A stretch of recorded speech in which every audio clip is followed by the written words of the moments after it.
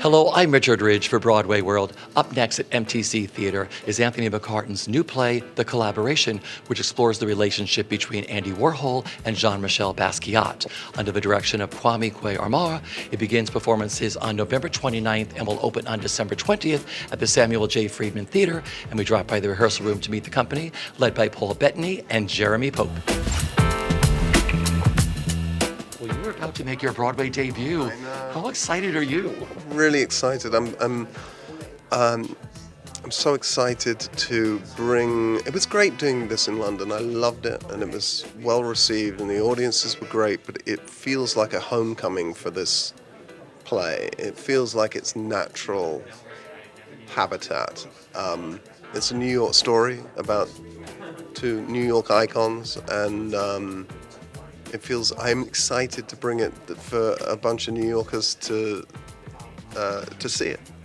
You're about to return to Broadway in The Collaboration. How excited are you, Jeremy? I'm so excited. I could shout and scream and take this jacket off and do laps. I had been itching to get back to Broadway, but I knew it had to be the right thing. I will say I was exhausted doing the Ain't Too Proud and Choir Boy, and it was a blessing, but I was like, oh my God, that was a marathon of my life. So to be back on Broadway with The Collaboration, and more importantly, back at MTC, Samuel J. Friedman, which is where I had my Broadway debut, it just is life-affirming in that I'm right where I'm supposed to be, and I'm so excited to bring it back bring this to New York, bring it back home, if you will.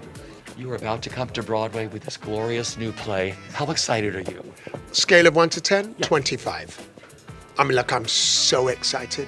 It's beautiful to be looked after in the way that we are by MTC. It's really exciting to come to Broadway. And probably most of all, it's really exciting that Paul and Jeremy will be able to show New York what they showed London. What fascinated you the most about these two gentlemen? When you're writing any kind of work, and certainly when you're doing a biographical portrait, you have to really dream yourself into the lives of these people. Otherwise, you're not doing them justice. So I think I was more aligned with Jean's idea of what art is and what it should be, because he kind of makes almost a quasi-spiritual claim for art, an almost religious claim for what it can do. And Andy's comparatively seems superficial. He seemed to be interested in only surfaces. He had a kind of fatalistic idea about society and where we were at, and that somehow art should reflect just the surface nature of art. But I increasingly saw a genius in Andy's method as well, that in reflecting life, it gives another level of commentary, a more ironic level of commentary. So you had John, who's a visceral artist, and Andy, who's more of a sort of aesthetic, intellectual. And putting those two in contrast and having them argue the hell out of their positions was what it's about.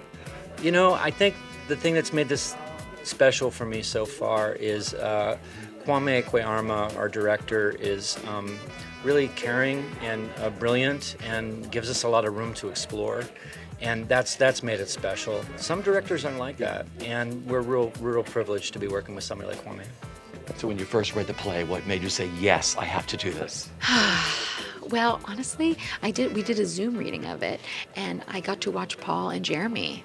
And just on that Zoom reading, I was in Portugal. I wasn't even in the country, and I was riveted by their performances. And I thought, if this is what they can do over Zoom, I need to be up close and personal about this. I love the role that I'm playing as well. It's a much smaller, more kind of concentrated role than especially what I'm doing right now in Woods, which is a big, long arc. This is sort of a concentrated pow, and I thought that would be an interesting challenge. And I liked the idea of being a bit of a palette change for the show, and just being able to work with these icons. So icons playing icons. So it just felt like a right fit. Well, let's talk about these two gentlemen, these incredible actors, are sharing the stage together. Oh yeah, they're stunning. I mean, the most you can ask of an actor is that they get lost in a character, and they completely, I think, bring these two artists, these two much mourned artists. I mean, they're the hippest couple of artistic names in the world today, and they are brought back to life by these two actors. It's pretty amazing. Sharing the stage with Jeremy Pope is like flying in your dreams. and sometimes you're tired, and sometimes you're doing 8 shows a week, and every moment he walks onto the stage,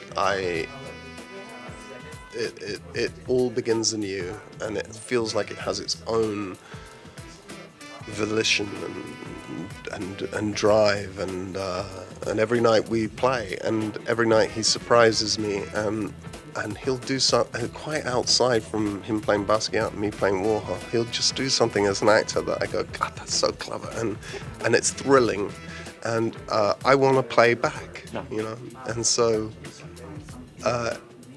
it's a really joyous experience working with him. What have you enjoyed the most about working on this play? Learning about the hearts, the minds, and the spirits of these men. I won't say that I know them, but what I feel closer to what I think is their essence. And we've been on this now for nearly a year, and to think about 2 characters almost exclusively for that period of time, you either begin to loathe them or you love them more, and I love them more. Well, I have kind of been away from theatre for about 20 years. I sort of got delayed in writing novels and working in film, and you don't really have rehearsal rooms in the same way. Some directors do a couple of days rehearsal, but nothing like this, because it's a really open-hearted exploration of the material. And for me, I love to find that extra 20% in a work. And when you've got great actors and great dramaturgical minds, which we do in this case, we're finding things. We find them every day, and it's just thrilling. After the pandemic or post-pandemic times now, I was thinking a lot about how badly people need art and music and theater, and this play provides all of those things, and it provides it for me too, and audiences hopefully.